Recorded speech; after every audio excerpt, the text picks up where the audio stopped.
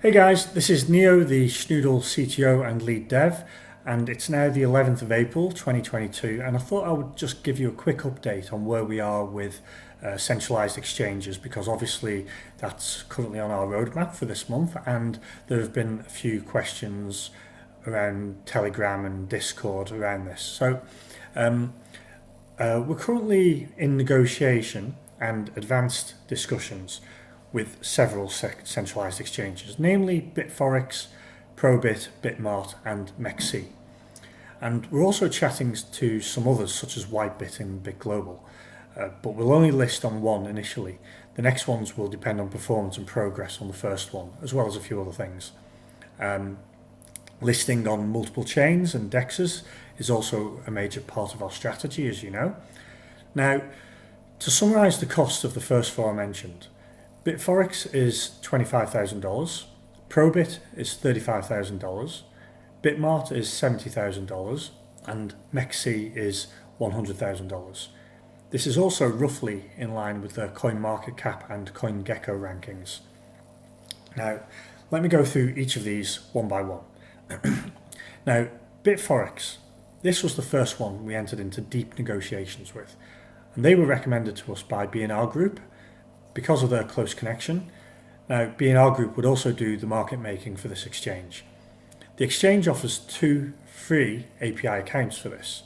However, upon speaking with some regulated market makers, we learned that a significant amount of the trading activity on Bitforex is fake. This was new to us and very surprising, and so began our journey to find legitimate exchanges and market making firms. Enter Probit. Now, with Probit, we primarily dealt with Esmond Hui, who is the head of strategic partnerships at Probit.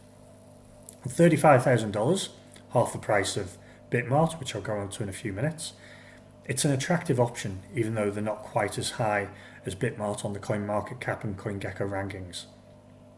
However, they have no delisting criteria, which is a huge advantage. But Schnoodle being Schnoodle, we are very strict on the contract terms and conditions. We are very exact and strict in our decentralized blockchain smart contracts, so why wouldn't we be with our centralized paper contracts? So, on looking at the contract with Probit, I found an interesting loophole. Basically, it says that if we were to stop conducting market making, Probit would do it instead, using our market making deposit of $10,000 that we must lodge with them upon listing. So my question naturally was, why would we not take advantage of this instead of paying thousands per month for our own market making firm? It took a lot of digging and questioning with Esmond, but the upshot is that they would not have our best interest at heart. They could use a wide bid-ask spread and deplete our deposit for their own profit. In fact, for an abandoned coin, I have no doubt that this would be exactly their aim. Unfortunately, during these discussions, it resulted in some emotional characteristics surfacing from Esmond that were a little difficult to work with. However, Roman spent 5 years living in Singapore dealing with Singaporeans, which is where some of Probit's team are based. And he managed to strike up a good rapport with Esmond, and we're now close to closing a deal. I personally like complete professionalism in business, but this is seemingly rare dealing with Asian crypto exchanges. So, moving on to Bitmart.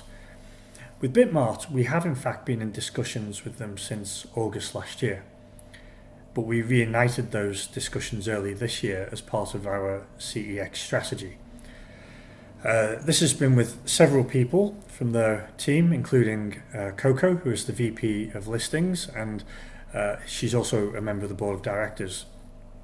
Now, they're obviously quite expensive, so through a little haggling, we got them to drop to $60,000, which is the same price as their lower package. However, we scrutinised the contract, as we should, and we found that it requires us to have $100,000 of volume per day and 20 trades every 10 minutes. Obviously, this is excessive for a low-cap coin such as Schnoodle. To achieve this, we would have to engage in wash trading to generate fake volume.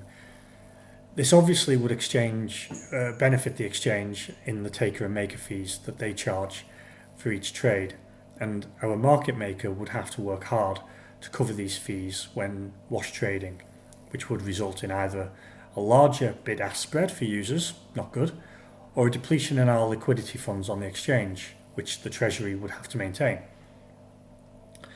Now, on further scrutiny of Bitmart's contract, we also found that it was severely flawed in as much as it said that if we break 5 of the liquidity and volume conditions for 10 consecutive days, our trading per Schnoodle USDT would be hidden.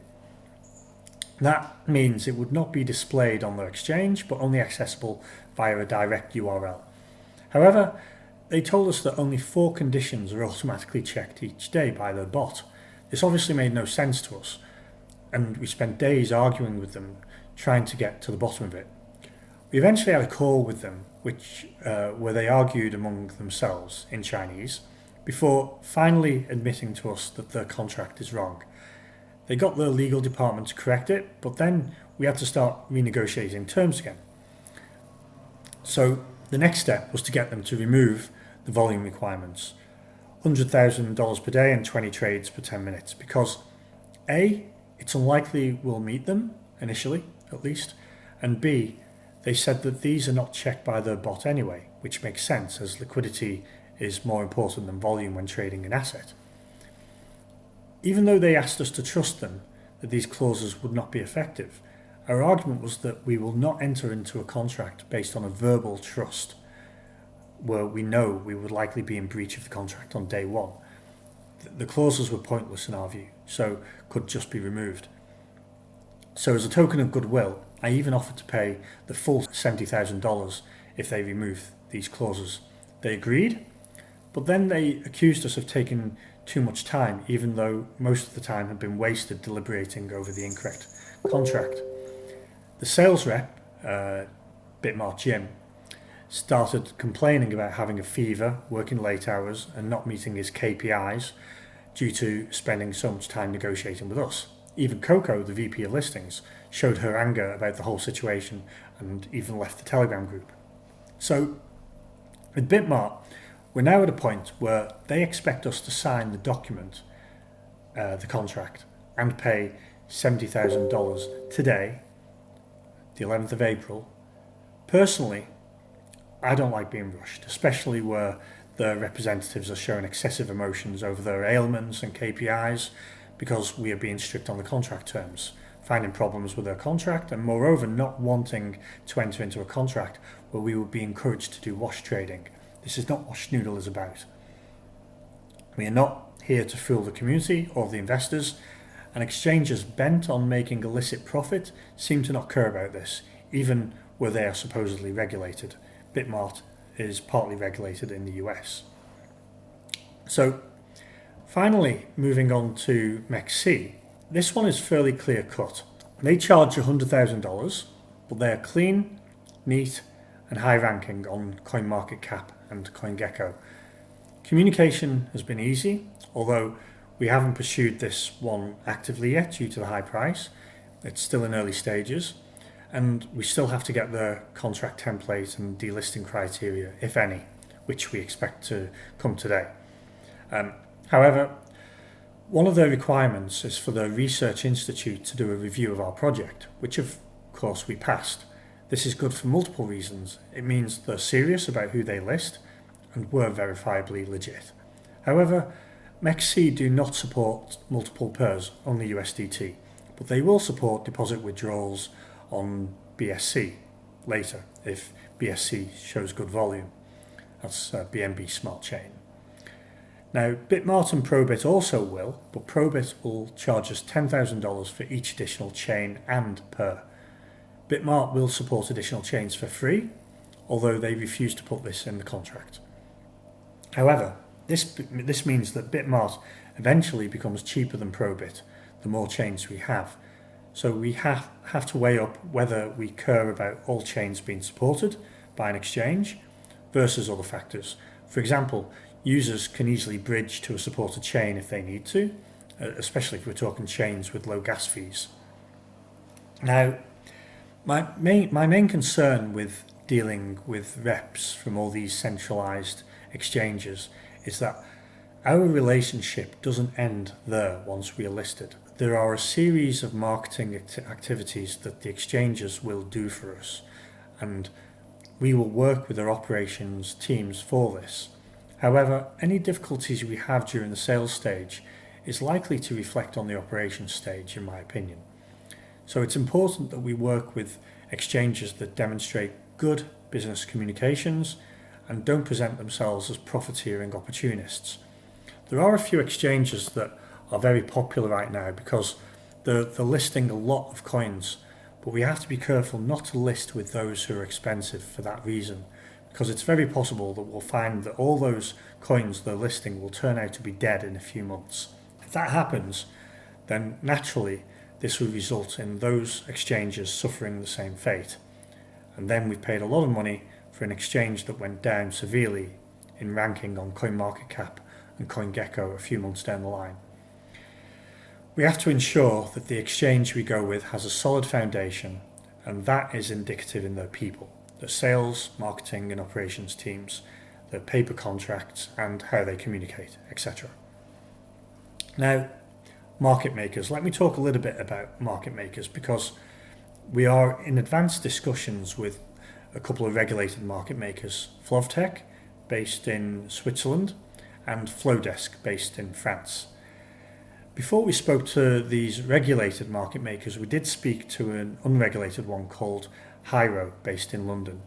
This is where we started learning about the Wild West nature of the industry, and Hyro were very open about how they would do wash trading for us if we chose to go down that slippery slope that cares about anything except the community.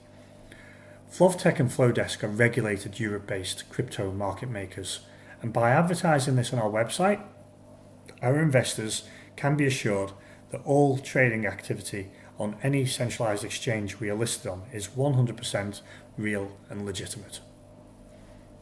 So, to summarize, unfortunately, as we are finding, trying to do things properly and above board is a minefield, as everyone just wants to make money at the expense of users, and they seem to expect us to do and want the same.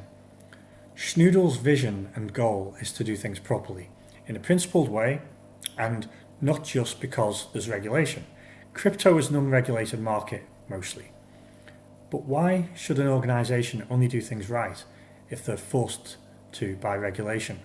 Why not do things right because we're human, and because it's just nice to do things right and not hurt people? I'm a firm believer that the universe rewards such behaviour. And I've had first-hand experience of this throughout my life. Doing things right results in sustainability, and that means Schnoodle will be here for a long time, not just a good time.